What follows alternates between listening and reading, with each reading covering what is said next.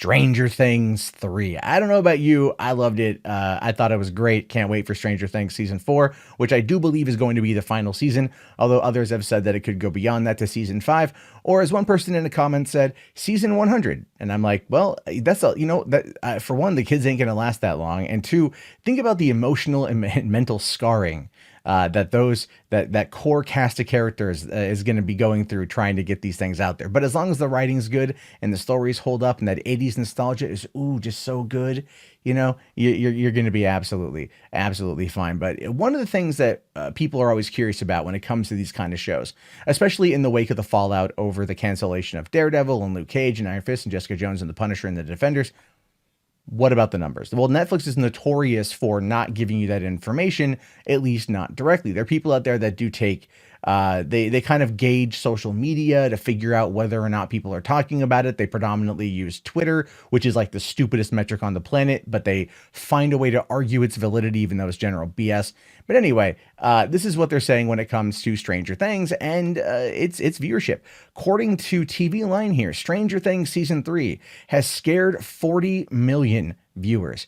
40 million people tuned in for that. That is more than Game of Thrones series finale, complete with who watched it legitimately on HBO and who pirated the damn thing. It was roughly even at about 19 million per, but 40 freaking million people have watched it. I have watched it. I plan on watching it again. I really loved it. It says here that the streaming giant claims that a whopping 40.7 million accounts have been watching season 3 of the retro sci-fi hit since it debuted last Thursday, according to a tweet saying at Stranger Things 3 is breaking Netflix records. 40.7 million household accounts have been watching the show since its July 4th global launch, more than any other film or series in its first 4 days, and 18.2 million have already finished the entire season. Now, finishing the season is actually something to take into consideration here.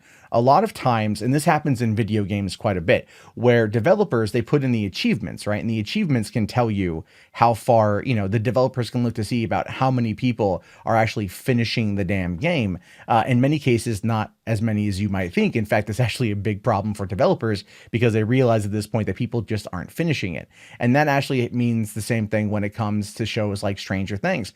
Binging the show, binging it all in the first couple days, binging it all, make sure you get it done, is great for them. Not because it is going to, help them financially directly. It's not like the people are going to pay more to binge it all in one go. But those who binge it, those 8 episodes, and it's a really easy watch, by the way. It's like I think around 8 hours total for everything. It flows pretty quickly past the first episode, and it's good stuff.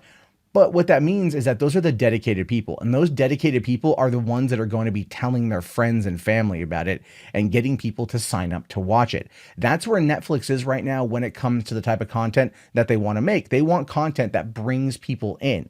40.7 million accounts having watched the show, and that's not even including the people who are all around one TV. My girlfriend and I finished watching it. We have one household account. That's 2 people. So that 40.7 million or 07 million, we don't know, right? We don't know. You don't have no idea like how many people that is that have watched this. Everyone on my Facebook feed's talking about it. A bunch of people on Twitter are talking about it. And that's what they want. And that's what they're going to start really doing down the road, is making sure that people out there really pay attention to this and really, put out the content that people want to see. Although this whole cutting back on smoking thing with Hopper and everybody in the next season, I see their point for it. I still find it to be relatively dumb, ridiculous, stupid, and totally just giving in to some kind of peer pressure, which is funny because that's how most people start smoking in the first place. Go watch Stranger Things 3. I think you guys will like it. And then when you come back, I have a video where I talk about my season 4 predictions, and I want to hear your thoughts on that. So that is here on the channel.